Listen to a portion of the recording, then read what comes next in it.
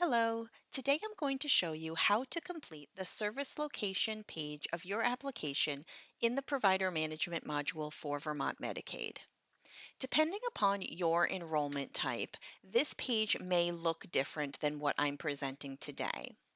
I am enrolled currently as a facility, but if you are enrolling as an individual within a group, for example, you may only just have a few questions to answer on the service location page. You won't have this entry in order to add a service location. And that's because if you're enrolling as an individual within a group, the group is going to hold the service location information already, meaning the address and location and whatnot. So you're associating to a group that has that information. But for all the other enrollment types, you are going to be presented with the service location page in order for you to add your service locations. In order to begin, I'm first going to hit the Create New button on the right-hand side in the Service Location section. This is going to open up a new window for me to complete this information. You'll notice at the top, just like you had in the Specialties page of the application, there is a Make Primary button. You have the option to add multiple service locations to your application if you are a limited risk provider. So, in that case, you want to make sure that you're indicating your primary specialty. If you're a moderate or high risk provider, you're only going to be able to enter one service location per application. So, you will always want to check the box Make Primary at the top because the only service location on your application is going to be your primary service location. Under that, we're going to enter in the location name. Now, again, I want to indicate that it's going to be different based upon the enrollment type that you are entering here. So, for facility or a group, the location name is really important here because this name is what you're going to need to put on your claims as the billing provider. So, exactly how I have it listed here, that's how you're going to have to bill your claims in order for your claim and your enrollment record to match. So, make sure that you're entering in that information carefully. If you're an individual provider, you're billing your claim with your last name, first name. So although you'll be presented with the location name, it's okay to put whatever you want in that field because you'll still always be billing with your last name and your first name.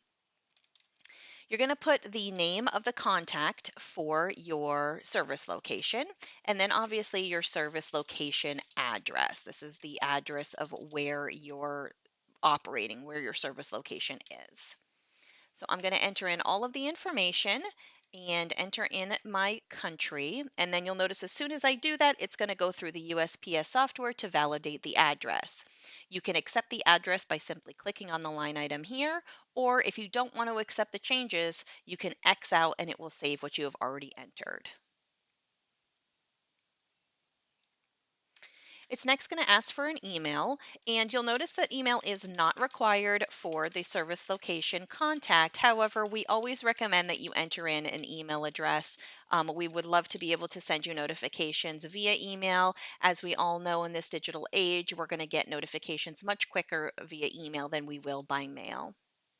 You are required to enter in a phone number. So, to do so, you're going to hit Create New, and at least one phone number needs to be entered. You may want to enter in multiple phone numbers, and that's okay. You're just going to do them one at a time. So, I'm going to enter in my work number first. If you have an extension, you can enter that here, but it's not a required field. And then once you've chosen your phone type and entered the phone number, you can click Save. Now I have an entry that satisfies the requirement because I have to have at least one. But again, if you have multiple, you just hit create new again. It's going to bring you up a blank form. Select the next phone type, enter in that number, and then hit save. And you can do that as many times as you have phone numbers to report. Under that, there's going to be this checkbox for hours of operation. You're going to want to check that box, which is going to open up a new window for you in order for you to enter in the hours of operation for your organization or the hours of operation that you practice. So, just like the phone number, you're going to hit Create New to open up a form in order to enter in those hours. And you have a number of different options here to select and to be able to report your hours. If you choose from the drop down list here, you're going to see that you can select every day if you are open the same times every single day, 7 days a week. You can select every day. If you have different times of operation for different days, you can select individual days. You could do all weekdays or weekends, whatever works for you and however your practice or organization operates. For today, I'm just going to choose weekdays, and that for every weekday, so Monday through Friday, we are open from 8 a.m. to 5 p.m. And I'm going to hit save. Now, if I also had different weekend hours, I'm just going to repeat that process. I'm going to hit create new again. This time select weekends and tell what times I'm open. So you're just going to repeat that process to indicate every situation or every day in which you are open for specific hours. We're going to ask you if the service location is ADA compliant, if it is accessible by public transportation, and what are your after hours arrangements. If you're not available and member calls, what are you going to direct them to do? In this case, I'm just going to say we direct them to the ER. Once you've filled out all of the necessary information on the service location form, you're going to click Save in order to save the information. And now you're going to notice that I have an entry here with my primary service location. Now, I have chosen a high risk provider type as a DME provider. So you'll notice that my create new box is now grayed out. I cannot add another service location to this application. If I have multiple service locations, I need multiple applications. For those who have chosen limited risk provider types, your create new button is going to still be available to you. So if you have more than one service location to report, you can do so on your single application.